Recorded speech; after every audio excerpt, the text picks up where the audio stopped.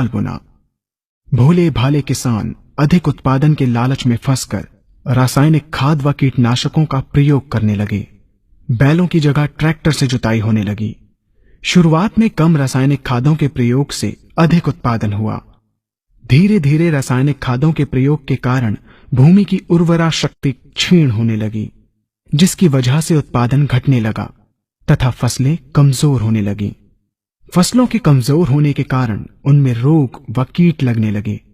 रोग व कीटों से फसल की सुरक्षा के लिए और अधिक कीटनाशकों का प्रयोग होने लगा।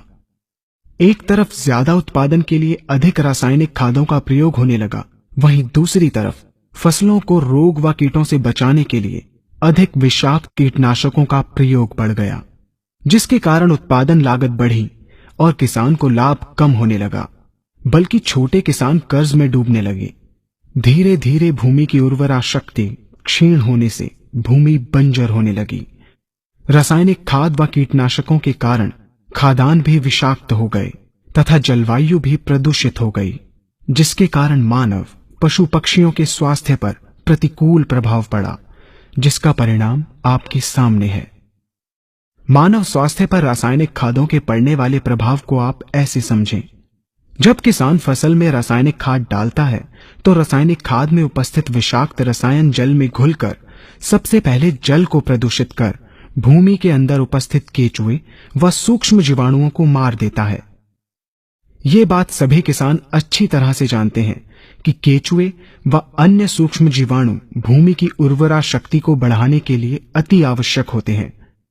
विषाक्त रसायन के कारण इनकी मृत्यु हो जाने से भूमि की उर्वरा शक्ति नष्ट हो जाती है तथा भूमि कठोर होकर बंजर होने लगती है।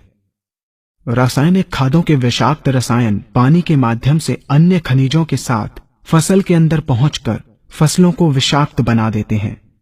बाद में जब खाद्यान्न के रूप में मनुष्य या अन्य पशु इन्हें खाते हैं तो ये विषाक्त रसायन मानव स्वास्थ्य पर बहुत ही बुरा प्रभाव डालते हैं तथा मनुष्य के अंदर तरह तरह के रोग उत्पन्न करते हैं।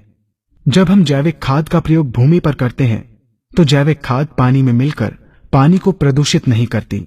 जैविक खाद भूमि के अंदर उपस्थित उर्वरा शक्ति को बढ़ाने वाले जीवाणु तथा केचुओं की संख्या को तीव्रता से बढ़ाती है, जिससे भूमि की उर्वरा शक्ति बढ़ती है तथा भूमि छिद्र युक्त एवं भुरभुरी हो जाती है, जिससे वायु और प्रकाश भूमि के अंदर गहराई तक प्रवेश करते हैं, जिसके कारण भूमि में तापमान एवं आर्द्रता का संतुलन बना रहता है और फसलें मजबूत होती हैं।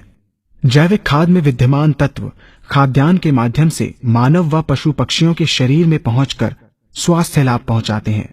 जैविक खादों के प्रयोग से फसलें अच्छी और मजबूत होती हैं, जिसके कारण उन पर रोगों एवं कीटों का ज्यादा प्रभाव नहीं पड़ता। यदि किसी प्राकृतिक कारणवश कीटों व रोगों का प्रभाव अगर पड़ता भी है तो गौमूत्र एवं औषधीय वनस्पतियों के घोल के छिड़काव करने से फसलों को रोग एवं कीटों से बचाया जा सकता है।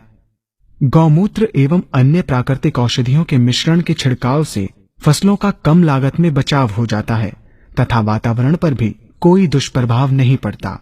यहाँ हम आपको तालिकाबद्ध तरीके से दोनों